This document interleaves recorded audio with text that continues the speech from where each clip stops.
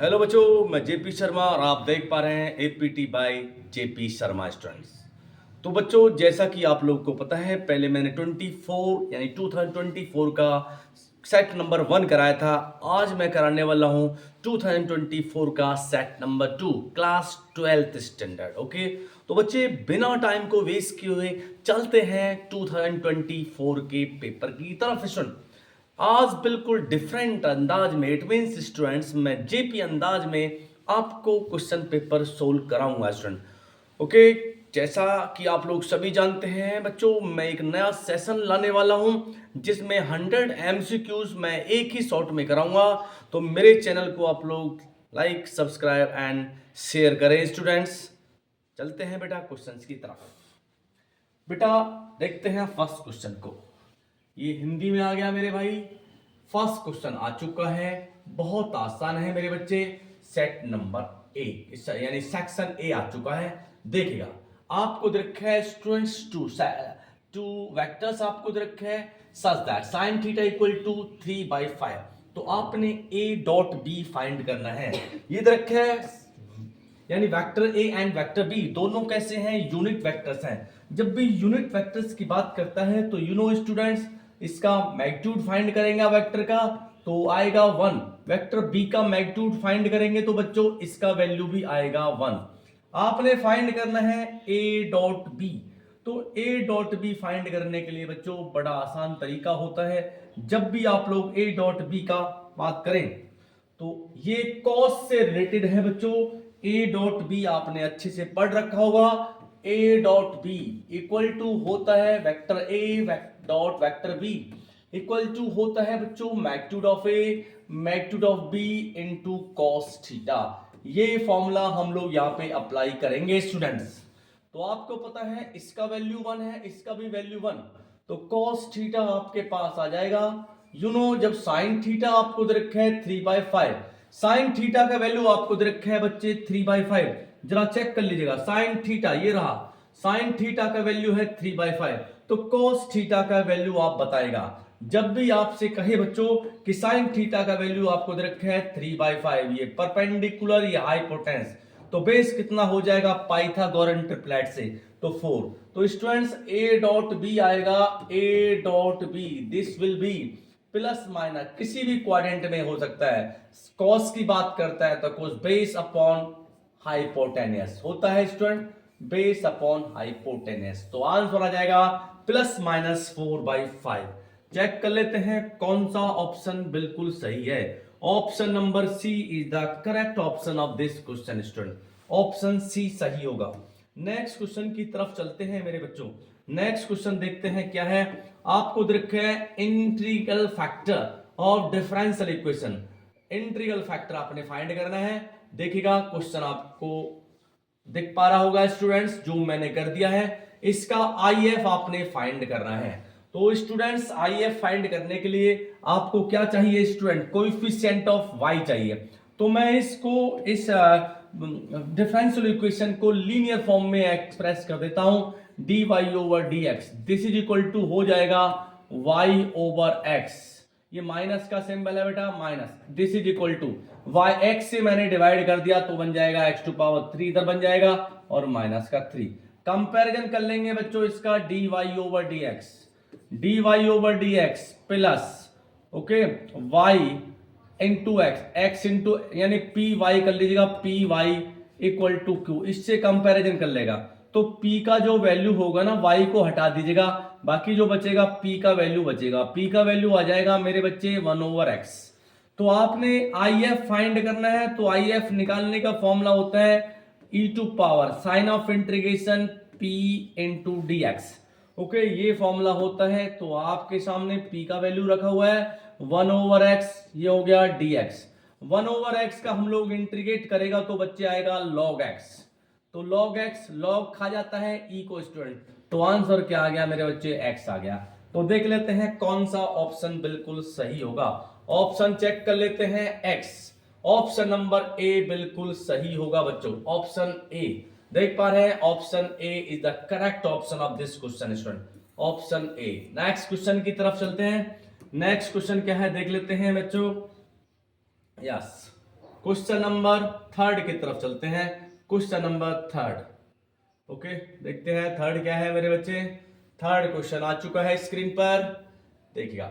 The direction cosines of this one then the value of K. Direction cosines आपको दे रखा है, तो आपने के का वैल्यू फाइंड करना है। बड़ा आसान है बच्चे, जब भी आपको डायरेक्शन कोसाइंस आपको दे रखा है तो फॉर्मूला होता है L square plus M square plus N square, this is equal to 1। ये डायरेक्शन कोसाइंस का फॉर्मूला होता है। तो एल का वैल्यू दे रखे है आपको √3 के, इसका स्क्वायर करेगा मेरे भाई, ओके, प्लस √3 इंटू के का होल स्क्वायर करेगा। सेम टू सेम थर्ड वाला भी सेम है मेरे बच्चे, √3 के का whole square, this is equal to 1।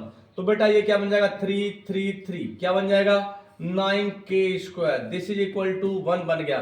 तो के स्क्वायर इक्वल टू आ गया 1/9। तो बेटा के का वैल्यू बन जाएगा 1/+-3। तो 1/+-3, कौन सा ऑप्शन सही है बेटा, ऑप्शन नंबर डी बिल्कुल सही होगा स्टूडेंट।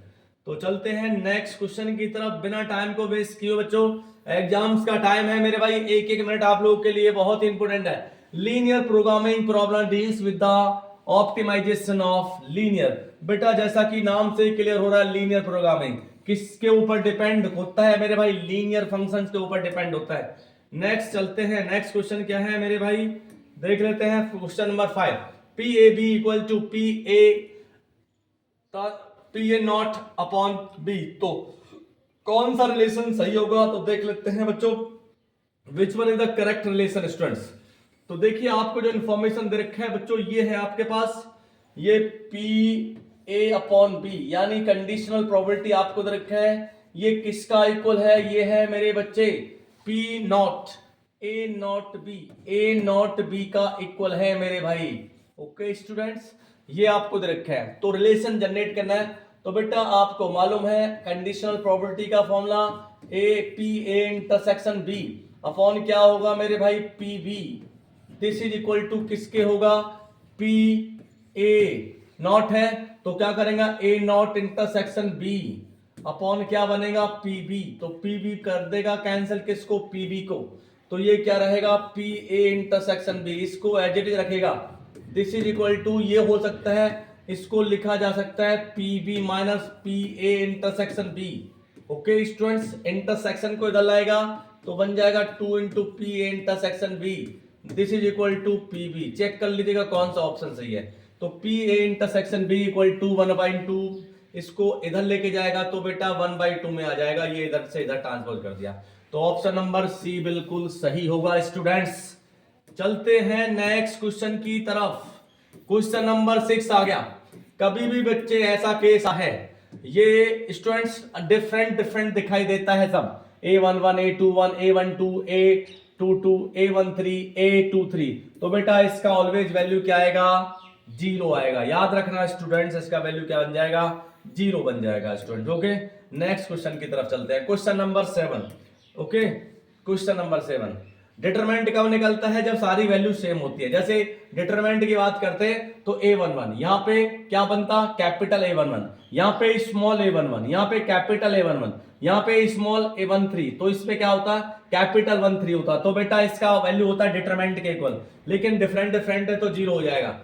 डेरिवेटिव इसका फाइंड करना है, आसानी से आप लोग कर लेंगे, इसको करके दिखा देता हूं। चलो डेरिवेटिव कैसे फाइंड करेगा साइन एक्स स्क्वायर का, तो डेरिवेटिव आपको पहले सीख रखा है मेरे बच्चे, साइन एक्स स्क्वायर का बन जाएगा कॉस एक्स स्क्वायर, ये हो गया साइन एक्स स्क्वायर का cos square, cos x square का फिर से करेंगे तो बच्चे आ जाएगा 2x।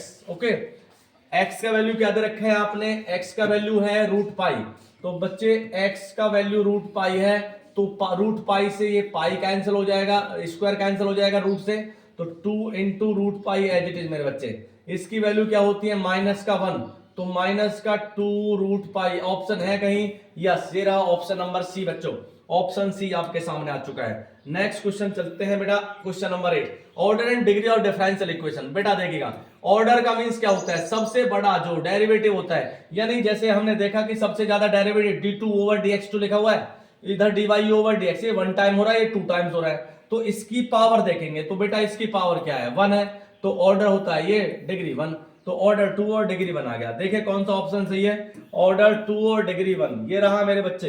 पहले बोला आपसे ऑर्डर, ऑर्डर ये रहा 2 और डिग्री 1, तो ये आपका आंसर हो जाएगा मेरे भाई।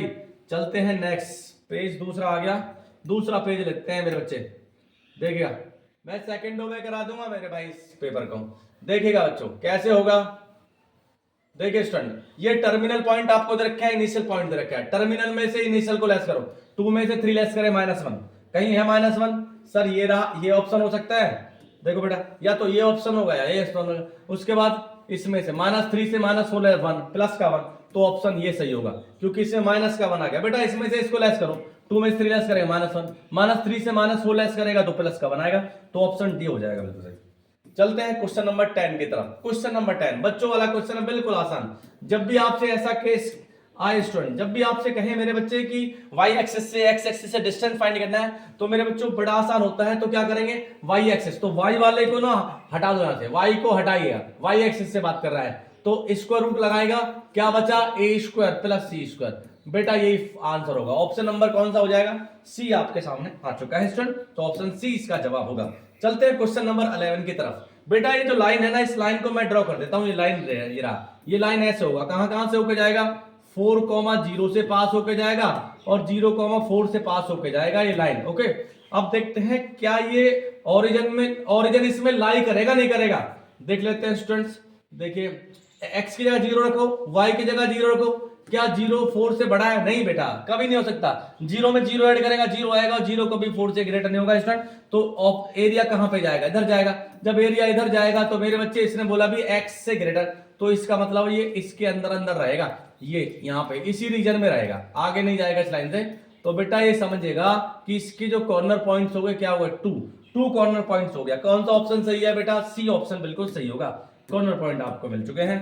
क्वेश्चन नंबर 12 की बात करते हैं भाई। ये आपके सामने मैट्रिक्स आ चुका है, और मैट्रिक्स का जो a plus B whole square apply करते हैं, वो मैं रूल अप्लाई कर रहा हूं। यहां पे करेंगे ए स्क्वायर प्लस बी स्क्वायर, ये एल्जेब्रिक तरीके से नहीं, मैट्रिक्स के तरीके से करना है। प्लस क्या बनेगा, A B, okay, plus B A. मैं इसका एक्सपेंशन करता हूं तो मेरे बच्चे ये आता है, this is equal to A square plus B square. Okay मेरे बच्चे, तो बेटा ए स्क्वायर से A square cancel, B square से बी स्क्वायर कैंसिल, तो ये बन गया ए बी। ओके, ऐसा ऑप्शन है कहीं पे, A B, yes, A B equal to B A को उधर लेके जाएगा, A B equal to minus B A. Option number कौन सा सही हो जाएगा, ऑप्शन नंबर बी बिल्कुल सही हो जाएगा बच्चे। चलिए बेटा नेक्स्ट क्वेश्चन की तरफ चलते हैं। नेक्स्ट क्वेश्चन क्या कहता है, 13 की बात कर लेते हैं। 13 में बोला गया है, ये आपको रिलेशन दे रखा है, ये रिलेशन है x such that x belongs to z। x किससे बिलोंग करता है, z से बिलोंग करता है, और x का जो वैल्यू है ना बच्चे, वो 0 से लेके 10 तक आपको दे रखा है, और ये रिलेशन है x इक्वल टू y। तो बेटा ऐसे हम लोग रिलेशन जनरेट कर लेते हैं, ये रहा रिलेशन। तो इसमें क्या बोला गया, इक्विवेलेंस क्लासेस की बात करता है। तो इक्विवेलेंस क्लासेस का मींस होता है जब हमारा x कोऑर्डिनेट और y कोऑर्डिनेट दोनों सेम होता है, यानी डोमेन और रेंज दोनों सेम होता है, वो ऐसे केसेस को बोलते हैं इक्विवेलेंस क्लासेस। तो बेटा x का वैल्यू 0 रखूंगा तो y का वैल्यू भी क्या आएगा मेरा भाई, 0 आएगा। x का वैल्यू 1 रखूंगा तो y का वैल्यू 1, तो डॉट डॉट डॉट कहां से कहां तक हो जाएगा, 10 से 10 तक हो जाएगा। जरा काउंट कर लीजिए इक्विवेलेंस क्लासेस, जैसा कि नाम से क्लियर हो रहा है, इक्विवेलेंस का मतलब दोनों चीजें एक जैसा। ओके, तो ये टोटल जो बनेगा 11 बनेगा। तो ऑप्शन कौन सा सही हो जाएगा बेटा, डी ऑप्शन बिल्कुल सही हो जाएगा। ओके, यदि किसी बच्चे को किसी भी क्वेश्चन में कोई डाउट है तो प्लीज कमेंट सेक्शन में आप लोग लिख सकते हैं। कोई भी डाउट है किसी का तो मैं उसका रिप्लाई श्योर करूंगा बच्चों। चलिए क्वेश्चन नंबर 14 की बात करते हैं। मैट्रिक्स है 36 elements, the number of is possible. ये तो बहुत आसान है बच्चों, इसको करेंगे 1/36, ऐसे लिख लीजिएगा 2/18। ऑर्डर की बात करा, 3 कितना बनेगा 12, और 4 क्या बनेगा 9, इसका 6 क्या बनेगा 6। ये तो कॉमन आ गया। अब इसके बाद इसका उल्टा कर देते हैं, 1 2 3 4, 4 और 4 8 प्लस 1 9। ऑप्शन नंबर क्या बन जाएगा बेटा 9 ऑप्शन इसका बन जाएगा। ओके, 15 है the number of the points, this one okay denote the integer not differentiable. ये बताने हैं कि जिसके लिए फंक्शन डिफरेंशिएबल नहीं होगा 0 से लेके 3 तक। बेटा कितने इंटीजर आते हैं ये देखिएगा, 0 से बड़ा होना चाहिए और 3 से छोटा होना चाहिए। ऐसे कितने इंटीजर्स होते हैं बेटा, ग्रेटेस्ट इंटीजर है तो ग्रेटेस्ट इंटीजर किसके लिए डिफरेंशिएबल नहीं होता बेटा, इंटीजर्स के लिए डिफरेंशिएबल नहीं होता। तो एक 0 से बड़े, तो 0 से बड़ा कौन होता है मेरे भाई, 0 से बड़ा इंटीजर होता है 1, और इससे बड़ा होता है 2, तो बेटा 3 से छोटे हैं तो कितने हो गए मेरे भाई 2। ऑप्शन नंबर क्या आ जाएगा भाई, 0 से बड़ा 1 होगा, 1 से बड़ा 2 होगा, उसके बड़ा 3 होगा, 3 को और 0 के बीच में लाना है तो 1 और 2 आएगा स्टूडेंट। तो ऑप्शन नंबर बी बिल्कुल सही हो जाना है। नेक्स्ट क्वेश्चन की तरफ चल लेते हैं। नेक्स्ट क्वेश्चन मेरे भाई, तो क्वेश्चन नंबर 16 आने वाला है, देख लेते हैं क्वेश्चन नंबर 16 क्या बोलता है। क्वेश्चन 16 बेहतरीन बच्चों, ये आ गया, F is continuous. Okay, continuous है और डिफरेंशिएबल स्टूडेंट्स, और ये ग्रेट बोला है स्ट्रिक्टली इंक्रीजिंग। जब इंक्रीजिंग की बात करते हैं तो बच्चों आपको पता है कि एफ डैश एक्स का वैल्यू ग्रेटर देन 0 होता है। इंक्रीजिंग के लिए F dash x is greater than 0। Okay, logic लगेगा, बड़े आसान होते हैं स्टूडेंट। अब इसको आप लोगों ने सोल्व करना है। ये कंपैरिजन कर लीजिएगा एलिमेंट्स का, कोरोस्पोंडिंग एलिमेंट्स का कंपैरिजन। ये बेटा इसके इक्वल हो गया, ये इसके इक्वल हो गया, इसको याद रखें आप। देखो बेटा, इसका मैं एलसीएम लेता हूं, कितना आएगा एक्स वाई। ओके, और यहां से 24 मैंने ले लिया कॉमन, तो क्या बचेगा जरा बताएं, y प्लस एक्स यहाँ पे बचेगा। एलसीएम में तो आप लोग को लेना आता होगा। क्या लेंगे बेटा, पहले फर्स्टली हम लोग एलसीएम लेंगे एक्स वाई, तो 24 को कॉमन ले लेंगे न्यूमरेटर में से, तो क्या बचेगा y प्लस एक्स बचेगा। You know students, x plus Y का वैल्यू अच्छे से जानते हैं, मैंने अभी आपको बताया x प्लस वाई का वैल्यू 6, तो ये 24 तो बाहर खड़ा रहेगा और 6 अंदर चला जाएगा। और एक्स वाई का वैल्यू क्या है मेरे बच्चे, एक्स वाई का वैल्यू है 8। ओके, 8 से डिवाइड करो 24 को 3 टाइम्स, तो 6 3 18, आंसर इसका 18 आ जाएगा। कहीं है, यस, ऑप्शन नंबर डी बिल्कुल सही होगा स्टूडेंट। चलिए नेक्स्ट क्वेश्चन की तरफ चलते हैं मेरे बच्चों। अब आपको दे रखे हैं 0 to a लिमिट, आपको दे रखे हैं 1/4 plus X square dx equal to pi by 6, then the value of a का वैल्यू आपको बताना है। कंपैरिजन कर लीजिएगा दोनों का स्टूडेंट्स, इक्वल रखे आप लोग, इसका इंटीग्रेशन करेगा। तो इंटीग्रेशन में ये जो फॉर्मूला बनना है ना मेरे भाई, ये tan इनवर्स वाला फॉर्मूला बनना है। तो मैं इसको ऐसे एक बार फॉर्मेट बना लेता हूं इसका, तो आप लोग समझ जाएगा 2 to power 2 plus x to power 2। Okay, और ये बन गया dx। तो मेरे भाई किसके इक्वल है, पाई बाई 6 का इक्वल है। बड़ा आसान है, तो ये बनेगा 1/a square plus X square. तो फॉर्मूला बनता है मेरे भाई 1/a और tan इनवर्स, ये फॉर्मूला लगाऊंगा मैं 1/a tan इनवर्स x/a वाला स्टूडेंट्स। ओके, तो जरा देख लेते हैं स्टूडेंट्स। अब इसमें 1 a का वैल्यू क्या है मेरे भाई 2, और ये tan inverse x upon a का वैल्यू रख दीजिएगा और लिमिट रख दीजिएगा 0 से a equal to pi by 6। मेरे बच्चे 2 से कैंसिल कर दीजिएगा 6 को 3 टाइम्स, तो tan इनवर्स इस लिमिट अप्लाई करेगा, तो tan इनवर्स a अपॉन 2 ये 0 हो जाएगा equal to pi by 3। tan inverse को ले जाएगा उधर, तो a by 2 equal to tan 60 का वैल्यू √3, तो a का वैल्यू आ जाएगा 2√3 स्टूडेंट्स। ऑप्शन कौन सा सही है, a equal 2√3, option number B बिल्कुल सही होगा। Okay, option B. चलते हैं नेक्स्ट क्वेश्चन की तरफ। क्वेश्चन नंबर आ गया मेरे भाई, ये तो असर्शन रीजन आ चुके हैं। अब चलो देख लेते हैं इनको भी, क्या कहते हैं मेरे भाई। चलिए, हाँ जी हाँ जी, अच्छा हिंदी में आ गया मेरे भाई, हिंदी तो मैंने तो इंग्लिश लेना है बच्चों। चलिए, हाँ जी मेरे भाई 19 आ चुका है। A line in space can not be drawn perpendicular to X Y Z. कोई भी लाइन स्टूडेंट्स, स्पेस में कोई भी लाइन ऐसा नहीं हो सकता जो तीनों एक्सिस के परपेंडिकुलर ड्रॉ किया जा सके, बिल्कुल सही। और वो रीजन क्या होता है मेरे बच्चे, cos स्क्वायर अल्फा प्लस, इस रीजन को फॉलो करते हुए cos square X plus cos square beta plus cos square gamma equal to 1। Option A बिल्कुल सही हो जाएगा इसका। इसके बाद देखते हैं बच्चों, ये इसका डिटरमिनेंट निकाल लो। डिटरमिनेंट निकालना तो आपसे आता होगा बच्चों, चलो मैं डिटरमिनेंट निकाल के दिखा देता हूं। तो 1 एज इट इज स्टूडेंट्स, इसके बाद 1 और ये बन जाएगा, इसको हाइड करो 1 प्लस cos स्क्वायर थीटा, ये बन के तैयार हो गया 1 plus cos square theta. Okay, इसके बाद आप लोग देख पा रहे हैं बच्चों, ये लिखा जाएगा माइनस का cos थीटा, ये माइनस cos थीटा आ गया। इसके बाद इसको हाइड कर लो, ये तो क्या बचा minus cos theta plus cos theta, अंदर हो गया 0, प्लस का 1 आ जाएगा। ओके, तो ये बन जाएगा cos स्क्वायर थीटा, ये बनेगा cos square theta plus 1, it means 1 plus cos square theta. ये भी रेडी हो गया 1 प्लस cos स्क्वायर थीटा। बच्चे दोनों 1 plus cos square theta 1 plus cos square theta, तो इसको लिखा जा सकता है 2 और 1 प्लस cos स्क्वायर थीटा।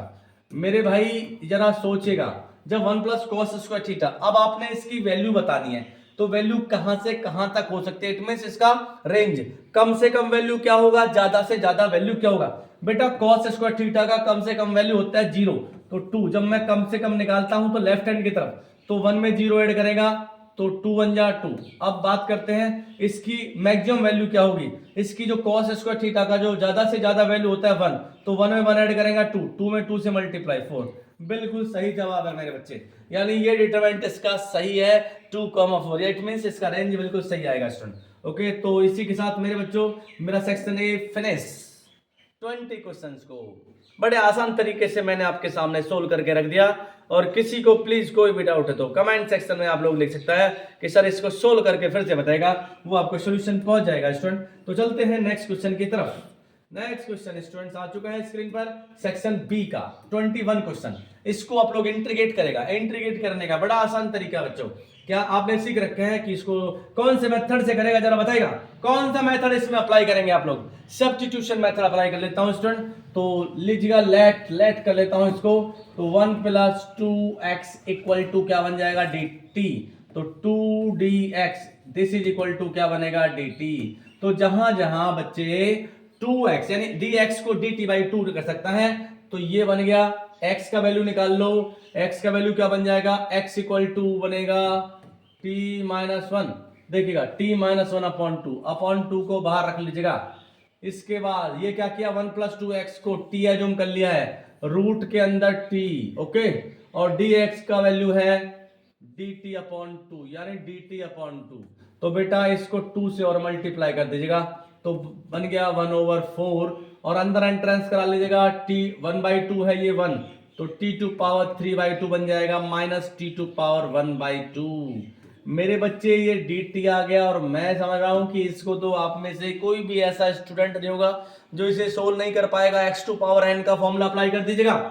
तो मेरे बच्चों ये आ चुका है 1/4, और अंदर मैं लिख देता हूं t⁵/2 अपॉन 2 यानी 5/2 को 2/5 माइनस का t⁵ क्या आएगा 3/2, और ये बन जाएगा 2/3, दिस इज प्लस का c रख लीजिएगा। मैंने जो आइडेंटिटी अप्लाई किया है मेरे बच्चे x⁴n वाला आइडेंटिटी अप्लाई किया है, तो x⁴n का आइडेंटिटी होता है x⁴n + 1/n+1, ये वाला आइडेंटिटी मैंने अप्लाई कर दिया है स्टूडेंट, यहाँ पे जरा देख लीजिएगा। अब जहां जहां आपको दिखता है ना मेरे बच्चे t को आप लोग रख दीजिएगा क्या 1 + 2x, तो 1 + 2x कर दीजिएगा, 1 + 2x⁵/2 -2/3 स्टूडेंट्स, इसकी पावर क्या कर देगा 1 + 2x⁴3/2। आप कॉमन लेना चाहते हैं तो कॉमन ले लीजिएगा, तब भी आप लोग इसको आगे भी कर सकते हैं, 2 मार्क्स का है, काफी है स्टूडेंट, कॉमन लेना चाहते हैं तो ले लीजिएगा स्टूडेंट। देन अब आता है क्वेश्चन नंबर इसका बी, 21 का बी आता है स्टूडेंट।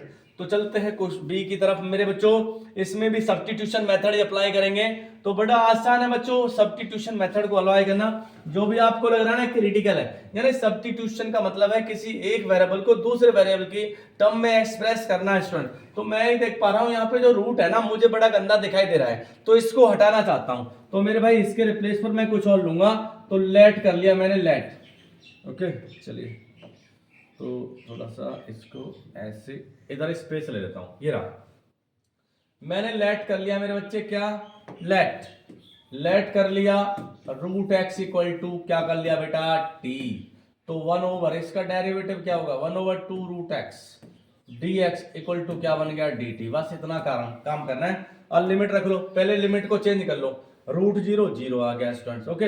इसका रूट π² का रूट निकालूंगा तो π/2 बन जाएगा, ओके।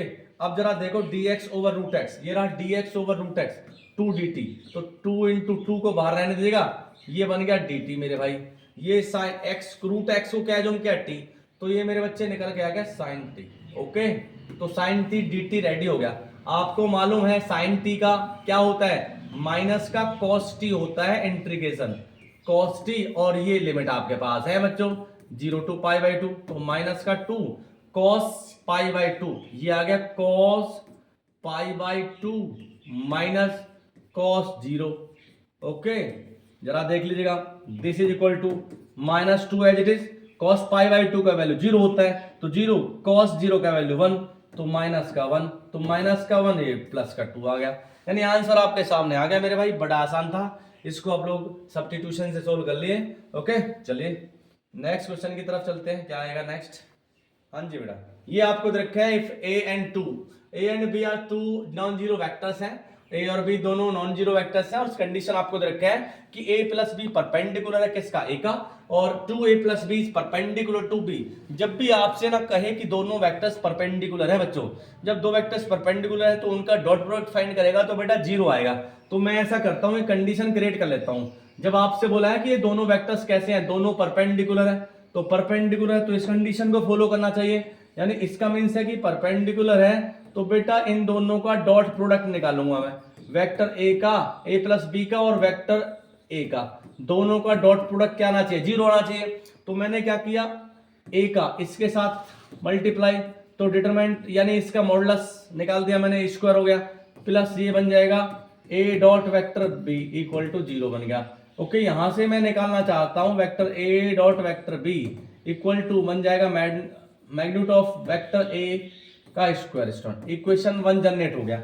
अब आपसे क्या कहा था उसने, आपसे कहा था कि 2a प्लस बी, देखो ये 2a plus b also perpendicular to b, 2a plus b, 2a plus b ये भी परपेंडिकुलर किसका, बी का, 2a प्लस बी, यानी ये कहा है आपसे 2a vector plus b vector perpendicular है b का, तो मेरे भाई ये किसके इक्वल आ जाए, जीरो के। तो 2a का हम लोग मल्टीप्लाई करते हैं इस डॉट प्रोडक्ट b के साथ, प्लस ये क्या बन जाएगा, इसका मॉडुलस इक्वल टू जीरो। तो इसकी वैल्यू आपके पास है, इसकी वैल्यू क्या रख दिया आपने, 2 माइनस का 2, और ये बन गया मैग्नीट्यूड ऑफ इसका स्क्वायर, तो ये b का स्क्वायर बन गया मेरे भाई इक्वल टू जीरो। तो इसको सोल्व कर लेते हैं, b square equal to minus को उधर लेके जाएगा तो ये बन गया square, on taking square root, दोनों तरफ स्क्वायर रूट लेंगे तो ये क्या बन जाएगा, √2, और ये बन जाएगा a। ये चेक कर लीजिए क्या यही प्रूफ करना था, देखते हैं मेरे भाई क्या यही प्रूफ करना था। देखो बेटा मैं इधर दिखाता हूं आपको, बेटा इधर ऊपर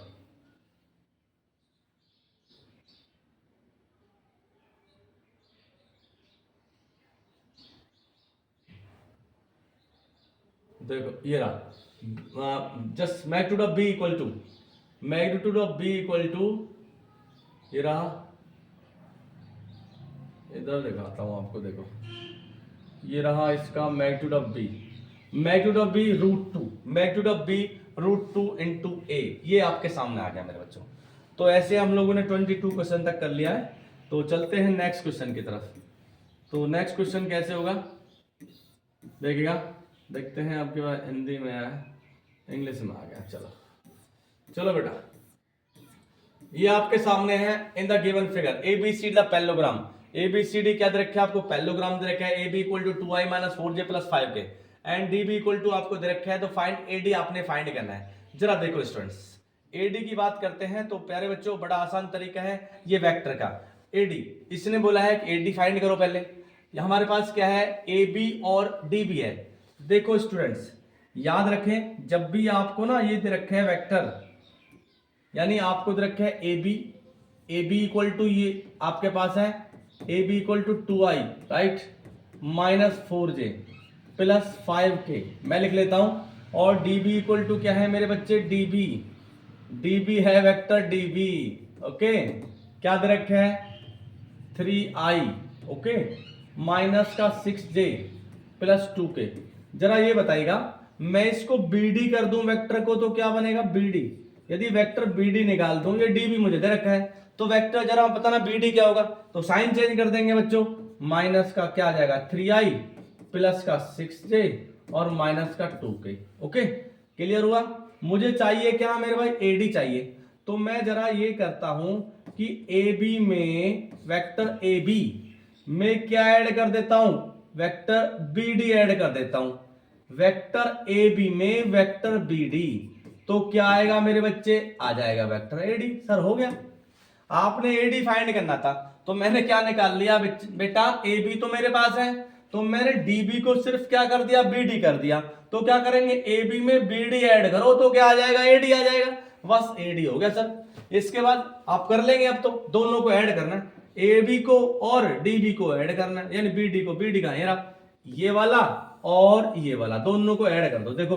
क्या बचेगा इक्वल टू, देखिएगा 2i में ये तो माइनस का i रहेगा राइट, 4 में ऐड करूंगा तो ये आ जाएगा 2j, ओके स्टूडेंट, और 5 ये बन जाएगा 3k। कितना आसान है जरा देखो, ओके ऐसे आप लोग इसको कर देगा स्टूडेंट, क्लियर हो गया। अब hence the find the area of parallelogram ABCD. जब भी आप किसी पैरेललोग्राम का एरिया फाइंड करना चाहते हैं तो बेटा ये देखो side A B and cross A C कर दीजिएगा या A B cross B C कर दीजिएगा। ओके, आपने एरिया फाइंड करना है। एरिया क्या क्या आ गया मेरे पास, ये देखो क्या क्या है, डीबी। डीबी क्या डायगोनल है मेरे भाई, और क्या दूसरा है मेरे पास एसी। एसी नहीं है, ए बी मेरे पास है और डीबी मेरे पास है। तो या तो ऐसा करो मेरे भाई, ए बी जब आ गया और मेरे पास डीबी डायगोनल आ गया डीबी, तो आपको मालूम है जब हम लोग क्या करते हैं कि दो किसका मतलब दो साइडों का क्रॉस प्रोडक्ट निकाल लेते हैं। ओके, तो देन आफ्टर हम लोग क्या ऑब्टेन कर लेते हैं, पैरेललोग्राम का एरिया। मेरे पास तो सिर्फ एक साइड है और एक डायगोनल है, तो मैं दूसरा साइड जो निकालूंगा ना बीसी, ओके, या एडी निकाल लो। एडी कैसे निकालेंगे, एडी एडी तो आपके पास है क्या, एडी कहां है, यस एडी है, एडी है और ए बी यार है तो सही, ए बी और एडी। तो आप लोग क्या करेंगे, ए बी क्रॉस एडी निकाल लो। ए बी क्रॉस एडी दोनों का मैग्नीट्यूड, बस एरिया बन गया। ए बी चाहिए और आपको एडी चाहिए, एडी तो मैंने निकाल दिया। ओके, तो एडी का वैल्यू आपके पास है, ए बी का दोनों का क्रॉस प्रोडक्ट निकाल लीजिएगा, देन आप यानी दोनों का cross, A B cross AD find करना है। तो ये आप लोग कर लेना, देन एरिया फाइंड कर लेंगे। आप लोग आता है क्रॉस आपको लोग करना बेटा, चलिए नहीं आता तो मैं फॉर्मेट बना देता हूं, कर लेना आप लोग। कैसे करते हैं इसको, यहां पे लिखेगा आई लिखेगा बेटा, यहां पे जे लिखेगा, यहां पे के लिखेगा। ओके स्टूडेंट्स, जरा देखो हमारे पास क्या पहले ए बी चेक कर लेते हैं। ए बी कहां है मेरे बच्चे, ए बी ये रहा 2, ये रहा 2 बेटा, ये रहा माइनस का 4 और ये के का वैल्यू आ गया 5। एडी का वैल्यू चेक कर लो, एडी कहां निकाला था मैंने, एडी माइनस का 1 आ गया, राइट, -1 और 2 ये आ गया, और ये क्या था बेटा 3, ये 3 था। इसका आप लोगों ने डिटरमाइन फाइंड कर लेना, बस हो गया मेरे भाई। ये आपका एरिया आपके सामने आ जाएगा। देखो क्या करना है मेरे बच्चे, पहले आई निकालिएगा, आई एज इट इज, तो ये हो गया -12 -10, तो -12 और -10 क्या आएगा, -12 तो ये हो गया और -10 तो -22। ओके स्टूडेंट्स, देखिए माइनस का जे, इसके बाद 6 + 5। ओके देखिएगा स्टूडेंट्स, 6 + 5, इसके बाद के रखेगा तो 4 और -4 ये 0 हो जाएगा। देखो बेटा 2 × 4 -4 0 हो गया, तो ये निकल के आ गया। इसका आपने क्या निकालना है, मैग्नीट्यूड फाइंड करना है, तो -22i और -11j, इसका मैग्नीट्यूड निकाल लो। तो मैग्नीट्यूड निकालने का फॉर्मूला क्या होता है मेरे बच्चे, तो -22 का स्क्वायर + 11 का स्क्वायर, बस ये आपने करना है, आगे आप लोग कर लेना। चल हो गया, नेक्स्ट क्वेश्चन की तरफ चलते हैं मेरे भाई। चलिए नेक्स्ट क्वेश्चन क्या है, आपको दे रखा है y = तो आपने प्रूफ करना है y = cos x + y, आपको दे रखा है तो dy/dx आपने फाइंड करना है। तो बेटा क्या करना चाहिए जरा बताएगा, जब y = cos x + y है तो dy/dx कैसे फाइंड करेंगे। चलिए मैं क्या करता हूं, स्क्वायरिंग कर लेता हूं, स्क्वायरिंग। ओके, जब स्क्वायरिंग करूंगा बच्चे तो यू नो स्टूडेंट्स क्या ऑब्टेन करेंगे आप लोग, y² आ जाएगा। तो मेरे भाई y² = बन जाएगा y², this is equal to cos x, ये बनेगा cos x + y। अब मैंने क्या किया, डिफरेंशिएट कर दिया दोनों तरफ, तो क्या बनेगा, डिफरेंशिएटिंग बोथ साइड 2y और ये बनेगा dy/dx। You know students cos x का क्या होता है आप अच्छे से जानते हैं, sin x होता है, और इसका होता है मेरे भाई y का dy/dx। ओके, तो लाएगा इधर, तो dy/dx मैंने कॉमन ले लिया, क्या रहेगा 2y - 1, this is equal to क्या है -sin x। ओके, रख लीजिएगा dy/dx का वैल्यू, dy/dx इक्वल टू क्या बन गया -sin x, okay, upon 2y - 1। आप ये कहेंगे सर माइनस साइन कहां से आ गया, बेटा इसमें जो रखे हैं माइनस का 1 यानी 1 - 2y, तो नीचे से मैं क्या ले लेता हूं, कॉमन ले लेता हूं, नीचे से मैंने कॉमन ले लिया माइनस का, तो क्या आएगा 1 - 2y, तो माइनस से माइनस कैंसिल हो गया, तो बेटा dy/dx इक्वल टू क्या आ गया sin x over 1 - 2y। Sir यही प्रूफ करना था स्टूडेंट। ओके बच्चों, तो इसी के साथ मेरे बच्चों करते हैं इस क्लास को आज यहीं पे विराम। तो कल फिर मिलते हैं मेरे भाई, मैं वीडियो फिर डाल दूंगा इसका जो क्वेश्चंस बचे हुए हैं, और डेली कुछ ना कुछ आप लोग को नया मिलता रहेगा। तो थैंक यू स्टूडेंट्स, कल के लिए धन्यवाद।